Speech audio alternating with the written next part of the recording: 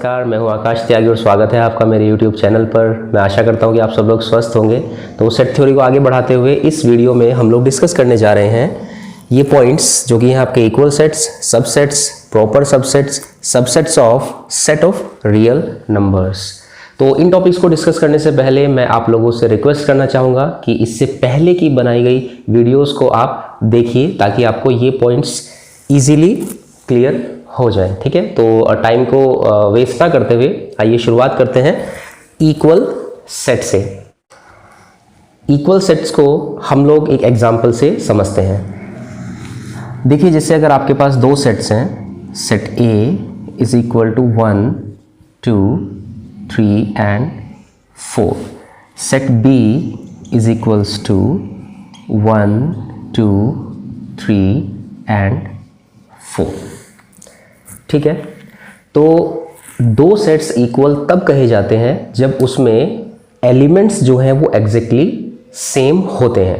ठीक है, तो जैसे यहाँ पर दो सेट आपके सामने लिखे हुए हैं, इस सेट ए के एलिमेंट्स हैं 1, 2, 3, 4, इनकी जगह कुछ और भी हो सकते हैं, और सेट बी के एलिमेंट्स हैं 1, 2, 3, 4। तो जैसा कि आपको क्लियरली नज़र आ रहा है कि दोनों सेट के जो एलिमेंट्स हैं वो एग्जैक्टली सेम है।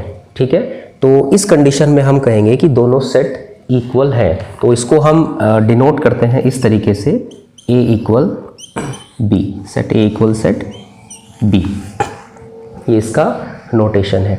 अब इसमें दो तीन पॉइंट आपको ध्यान रखने की ज़रूरत है। एक तो ये कि अगर जैसे कि हमने इससे पहले वीडियो में डिस्कस करा है कि जैसे अगर आप एलिमेंट्स की पोजीशन को बदल देते हैं तो उससे सेट के ऊपर कोई फ़र्क नहीं पड़ता है। तो अगर हम इनके सेट बी के एलिमेंट्स को अगर बदल दें, तो जैसे एलिमेंट 2 को हम यहाँ पर लिख दें और एलिमेंट 4 को हम यहाँ पर लिख दें, तो अभी भी ये दोनों सेट इक्वल ही हैं, क्योंकि इसमें जो एलिमेंट्स हैं वो एग्जैक्टली सेम है और पोजीशन से सेट के ऊपर कोई फ़र्क नहीं पड़ता है। ठीक है, तो दूसरी चीज़ ये कि अगर एलिमेंट्स का रिपीटिशन है तो उससे भी सेट के ऊपर कोई फ़र्क नहीं पड़ता है, सेट में कोई बदलाव नहीं आता है। तो अगर कोई एलिमेंट्स एक से ज़्यादा बार रिपीट हो रहा है, तो जैसा कि पहली वीडियो में हमने बताया था कि वो एक ही बार काउंट होगा, वो एक ही एलिमेंट माना जाएगा। ठीक है, तो तब भी ये सेट इक्वल ही रहेंगे। जैसे अगर सेट बी के अंदर हम किसी एलिमेंट्स का रिपीटिशन कर देते हैं, जैसे एलिमेंट 1 का कर देते हैं तो 1, 1 और 3 का भी कर देते हैं 3, तो अब आप देख सकते हैं कि यहाँ पर जो एलिमेंट 1 है वो 3 टाइम्स है, 1, 1, 1, और जो एलिमेंट 3 है वो 2 टाइम्स है, 3 एंड 3।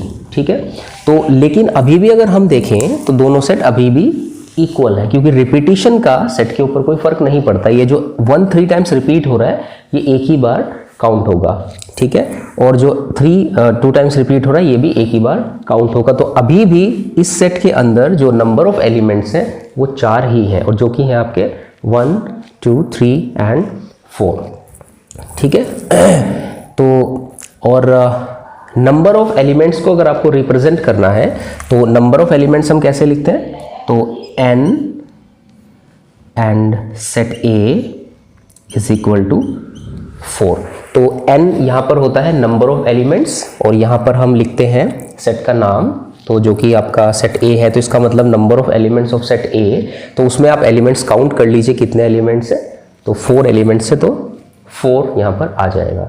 ठीक है, इसी तरीके से सेट B में आप काउंट कर सकते हैं 1, 2, 3, 4 एंड 1, 1, 3 इनका रिपीटिशन है, ये पहले आ चुके हैं तो हम इनको इग्नोर करेंगे, हम इनको काउंट नहीं करेंगे।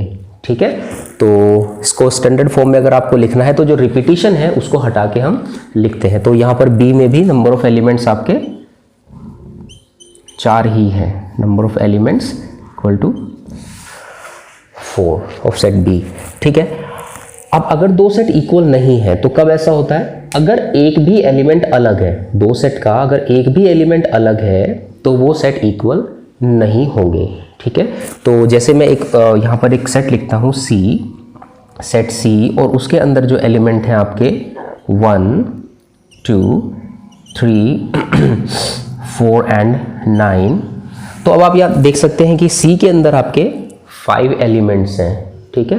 तो सी के अंदर 5 एलिमेंट्स हैं जो कि हैं आपके 1 2 3 4 एंड 9, ठीक है। तो 9 एलिमेंट यहाँ पर सी में है, लेकिन वो 9 एलिमेंट ना ए में है ना बी में है। तो इसका मतलब जो सेट सी है वो ना ए के इक्वल है ना वो बी के इक्वल है। तो आप लिखेंगे इस तरीके से, set A is not equal to set C, and ऐसे ही आप लिखेंगे set B is not equal to set C. तो बहुत ही सिंपल सी बात है, अगर एलिमेंट एग्जैक्टली सेम है तो दोनों सेट इक्वल होंगे, अदरवाइज दोनों सेट इक्वल नहीं होंगे।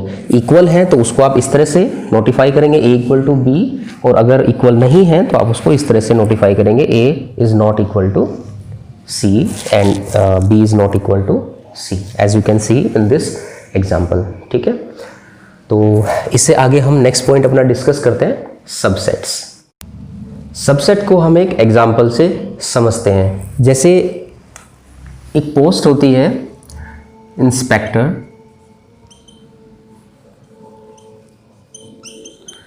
और एक दूसरी पोस्ट होती है सब इंस्पेक्टर।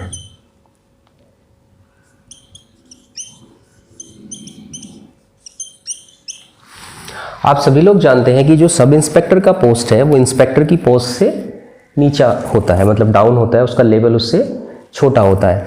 तो अब आप यहाँ पर एक चीज़ समझ सकते हैं कि जो सब इंस्पेक्टर है वो इंस्पेक्टर से एक नीचे लेवल पे है, उससे एक पद उसका छोटा है, ठीक है। दूसरी चीज़ ये कि जो अधिकार सब इंस्पेक्टर के पास हैं वो सारे अधिकार इंस्पेक्टर के पास होते हैं, ठीक है। लेकिन जो अधिकार इंस्पेक्टर के पास हैं वो सारे अधिकार सब इंस्पेक्टर के पास नहीं होते हैं, ठीक है। तो यही आपका सेट और सबसेट में होता है। तो जो सबसेट है वो सेट से छोटा होता है, ठीक है। और सेट सबसेट के जितने भी एलिमेंट्स हैं वो सेट के अंदर होने चाहिए, तभी वो उसका सबसेट होगा, ठीक है। आइए इसको एक एग्जांपल से ठीक तरीके से समझते हैं। जैसे आपके पास दो सेट हैं, set A equals to A E I O U, and एक सेट है आपके पास set E is equal to A I U, ठीक है। अब आप यहां पर देख सकते हैं कि सेट ए के अंदर जो एलिमेंट्स हैं, सेट ए के अंदर 5 एलिमेंट्स हैं और सेट ई के अंदर 3 एलिमेंट्स हैं, और ये जो ई के एलिमेंट्स हैं ये सारे एलिमेंट्स जो हैं वो सेट ए में एग्जिस्ट करते हैं, वो सेट ए से बिलोंग करते हैं। सेट ई में ए है वो भी सेट ए के अंदर है, सेट ई में आई है वो भी सेट ए के अंदर है, सेट ई में यू है तो वो भी सेट ए के अंदर है, ठीक है। तो हम कहेंगे कि सेट ई जो है वो सेट ए का सबसेट है। तो इसको आप रिप्रेजेंट कैसे करते हैं? इसको आप रिप्रेजेंट करते हैं सेट ई इस साइन से इसको रिप्रेजेंट करते हैं। इसका मतलब है subset, set E is subset of set ए, ठीक है। और हम कहेंगे कि set A is super set of set ई। तो सेट ई अगर ए का सबसेट है तो ए ई का सुपर सेट है। तो उसको हम किस तरह से रिप्रेजेंट करते हैं? Set A is super set, इसको उल्टा घुमा देते हैं तो इसका मतलब है सुपर सेट। तो set A is super set of set ई। तो ये जो साइन है आपका, ये साइन आपका रिप्रेजेंट करता है सबसेट को, एंड ये इस तरफ को अगर है तो ये रिप्रेजेंट करता है सुपर सेट को। सुपर बस आपको कंफ्यूजन ना हो इसके लिए मैं आपको एक ट्रिक बता देता हूं कि जिस तरफ इसकी ओपनिंग होती है, जिस तरफ इसकी ओपनिंग है वो हमेशा बड़े सेट की तरफ होगी, ठीक है।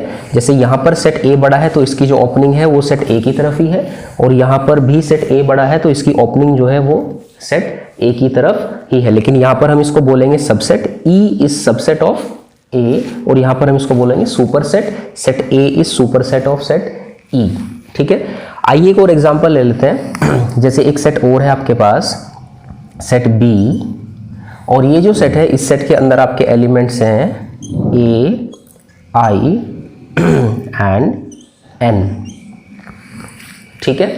तो अब जरा ध्यान से देखिए, सेट बी में जो एलिमेंट ए है वो ए के अंदर है, सेट आई जो एलिमेंट है वो सेट ए के अंदर है, लेकिन एन जो एलिमेंट है वो सेट ए के अंदर नहीं है। तो इसका मतलब सेट बी जो है वो ए का सबसेट नहीं है। तो इसको हम कैसे रिप्रेजेंट करेंगे अगर सेट नहीं है? तो सिंपली जैसे हम पहले से करते आए हैं, तो हम क्या करेंगे, सिंपली जो आपका सबसेट का साइन है उसको कट कर देंगे। तो उसका मतलब है इज नॉट सबसेट।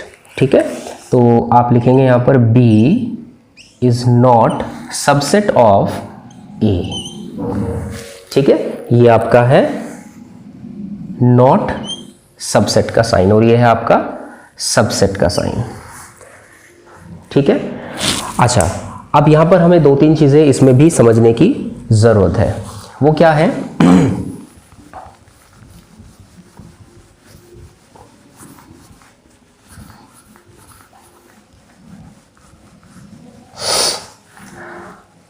अगर इसी सेट को मैं दोबारा से लिख दूं, सेट ए को, तो A is equals to AEIOU, इस सेट को दोबारा से लिख दिया तो आप देख सकते हैं कि इस सेट के अंदर जो एलिमेंट्स हैं वही एलिमेंट्स इस सेट के अंदर हैं। ठीक है, और सबसेट के लिए हमने क्या बोला था कि कोई भी सेट के अगर एलिमेंट किसी दूसरे सेट के अंदर सारे आते हैं तो यानी कि वो उसका सबसेट होगा। तो यहाँ पर इसके सारे एलिमेंट इस सेट के अंदर हैं ऑलरेडी। ठीक है, और आप कह सकते हैं कि इसके सारे एलिमेंट इसके अंदर हैं। ठीक है, यानी कि इसके इससे बिलोंग करते हैं सारे एलिमेंट्स और इसके सारे एलिमेंट इससे बिलोंग करते हैं। तो इसका मतलब क्या हुआ कि दोनों यानी कि ये जो सेट है ये भी एक दूसरे के सबसेट हो गए। ठीक है, तो हम इसको लिख सकते हैं set A is subset of set ए। तो यानी कि each and every set is subset of itself, यानी कि हर एक सेट जो है वो अपना खुद का सबसेट होता है। ठीक है, तो ये चीज आपको ध्यान रखनी है। और एक हमने इससे पहली वीडियो में नल सेट के बारे में डिस्कस किया था कि एम्प्टी सेट या नल सेट या वॉइड सेट क्या होता है। आप जानते हैं कि नल सेट के अंदर कोई भी एलिमेंट नहीं होता। ठीक है, तो इसलिए जो नल सेट है वो हर एक सेट का सबसेट होता है। ठीक है, तो यहां पर 2 पॉइंट मैं लिखता हूं जो कि बहुत इंपॉर्टेंट है। Each and every set is a subset of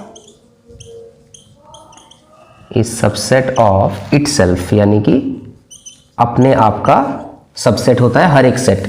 और दूसरी कि जो आपका नल सेट है जिसको हम फाई से रिप्रेजेंट करते हैं, तो फाई यानी कि नल सेट इज, या आप सिंपली यहां पर लिखिए नल सेट। तो नल सेट या एम्प्टी सेट भी इसको कह सकते हैं, null set is subset of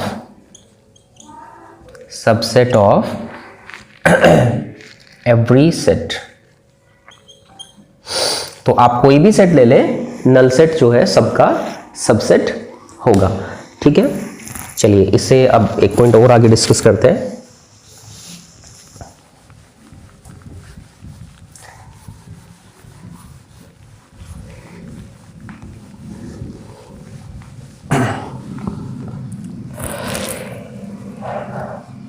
इससे आगे हमने एक पॉइंट लिखा था प्रॉपर सबसेट। तो प्रॉपर सबसेट को डिस्कस करते हैं। प्रॉपर सबसेट क्या होता है वो सबसेट के साथ ही हम डिस्कस करते हैं।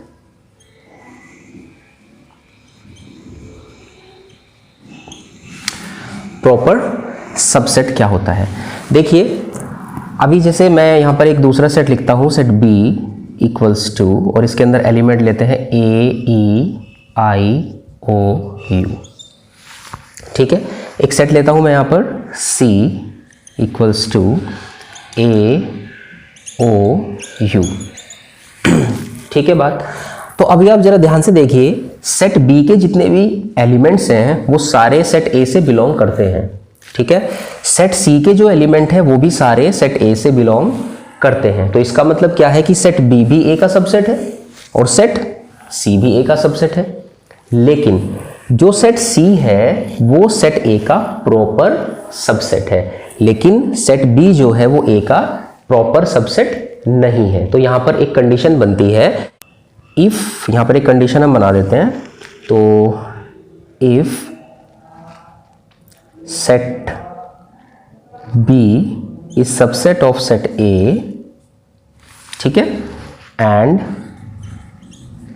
B is not equal to A, then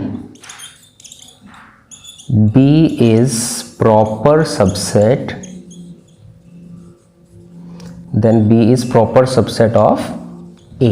ठीक है, तो B A का सबसेट है लेकिन B A के इक्वल नहीं है, यानी कि B A से छोटा है। तो यानी कि B के जो नंबर ऑफ एलिमेंट्स हैं वो सेट A के नंबर ऑफ एलिमेंट्स से कम है। यानी कि इसका मतलब क्या हुआ कि number of elements in B is less than number of elements in A। ठीक है, तो अगर ये कंडीशन हमारी होती है तो तब हम कहते हैं कि सेट B जो है वो A का प्रॉपर सबसेट है। लेकिन अगर दोनों में इक्वल एलिमेंट्स है, जैसे कि यहां पर है, तो इस कंडीशन में ये इसका प्रॉपर सबसेट नहीं है। तो C A का प्रॉपर सबसेट है और B A का प्रॉपर सबसेट नहीं है इस एग्जांपल में। ठीक है, तो ये कंडीशन प्रॉपर सबसेट के लिए होती है। अब हम इसके लिए साइन क्या यूज करते हैं, सिंपली तो जैसे अगर आपको ये कंडीशन का मतलब श्योरिटी नहीं है कि सेट B जो है वो A का प्रॉपर सबसेट है या नहीं, तो सिंपली आप क्या साइन यूज करते हैं, ये और इसके नीचे एक ये साइन आप यूज करते हैं। तो ये भी सबसेट का ही साइन है, लेकिन इस कंडीशन में हम लोग श्योर नहीं है कि जो सबसेट है वो प्रॉपर है कि नहीं है।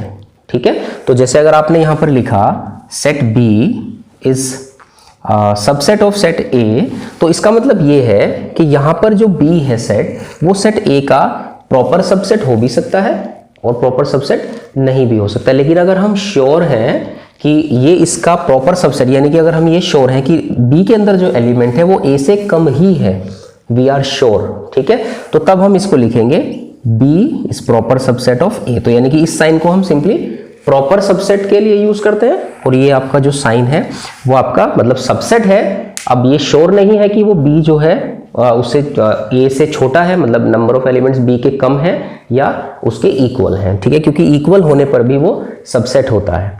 ठीक है, तो जनरली हम इसका यूज करते हैं और अगर हम श्योर हैं कि वो उससे छोटा ही है तब हम इसको इस साइन से रिप्रेजेंट करते हैं, B is proper subset of A। ठीक है, तो इससे आगे वाले पॉइंट को हम डिस्कस करते हैं, जो कि था हमारा subsets of set of real numbers. तो जैसा कि आप सब लोग जानते हैं कि सेट ऑफ रियल नंबर्स को हम रिप्रेजेंट करते हैं कैपिटल R से। ठीक है, तो अब जैसा कि हमने एक दूसरी वीडियो में डिस्कस किया है, जिसका लिंक आपको इसी वीडियो के डिस्क्रिप्शन में मिल जाएगा, कि सेट ऑफ नेचुरल नंबर क्या होता है, set of whole number, set of rational, irrational, integers, ये सब हमने उसमें डिस्कस किया है। तो आप अगर आपको कोई डाउट है कि ये सब सेट्स क्या होते हैं तो फिर आप उस वीडियो को पहले ज़रूर देखिए। तो जैसे हमने उस वीडियो में डिस्कस किया है कि सेट ऑफ नेचुरल नंबर आपका all counting numbers 1 2 3 4 and it goes up to infinite. इसी तरीके से आपका सेट ऑफ होल नंबर हमने डिस्कस किया था 0 1 2 3 means it starts from 0। 0 is also included in the set of natural number, तो ये बन जाता है सेट ऑफ होल नंबर। इसके बाद हमने सेट ऑफ इंटीजर्स को भी रिप्रेजेंट किया था एंड सेट ऑफ इंटीजर्स ये हमने डिस्कस किए हैं। तो इसमें कौन कौन से आते हैं लिख देता हूँ एक बार। तो जैसे आपके -2 -1 0 एंड 1 2 3 इस तरीके से आपके इसके अंदर एलिमेंट्स आते हैं। और इसी तरीके से आपका और भी सेट्स होते हैं, पॉजिटिव इंटीजर्स और आपके negative integers, rational number, irrational numbers and set of real numbers. ठीक है, तो सेट ऑफ रियल नंबर्स जो होता है वो आपके रेशनल और इरेशनल दोनों का कॉम्बिनेशन होता है। मतलब सेट ऑफ रेशनल नंबर और इरेशनल को अगर एक साथ कर दिया जाए तो वो बन जाता है सेट ऑफ रियल नंबर्स। ठीक है, तो अब आप देख सकते हैं कि जितने भी ये आपके नेचुरल नंबर्स हैं ये सारे के सारे रेशनल नंबर के अंदर, मतलब ये सारे के सारे रेशनल नंबर के सेट से रियल नंबर के सेट से बिलोंग करते हैं। तो इसका मतलब ये सारे इसके सबसेट्स हैं। इसी तरीके से whole number, set of whole numbers, set of integers, इनके सारे एलिमेंट्स भी रियल नंबर के सेट से बिलोंग करते हैं। ठीक है, तो इसका मतलब ये भी रियल नंबर के सबसेट हैं। ठीक है, और आप इनमें अगर आपस में भी देखें तो नेचुरल नंबर के सारे एलिमेंट्स होल नंबर के सेट से बिलोंग करते हैं, तो इसका मतलब नेचुरल नंबर जो है वो होल नंबर का सबसेट है। ठीक है, इसी तरीके से जो होल नंबर के सारे एलिमेंट्स हैं वो इंटीजर के सभी इंटीजर्स के सेट से बिलोंग करते हैं, तो इसका मतलब जो होल नंबर का सेट है वो इंटीजर्स का सबसेट है। ठीक है, तो इसी तरीके से आप लिख सकते हैं कि जो आपका नेचुरल नंबर है वो नेचुरल नंबर आपका रियल नंबर का सबसेट होता है और प्रॉपर सबसेट होता है। ठीक है, इसी तरीके से आपका जो होल नंबर है वो भी आपका रियल नंबर का सबसेट होता है, इंटीजर्स है वो भी आपका रियल नंबर का सबसेट है।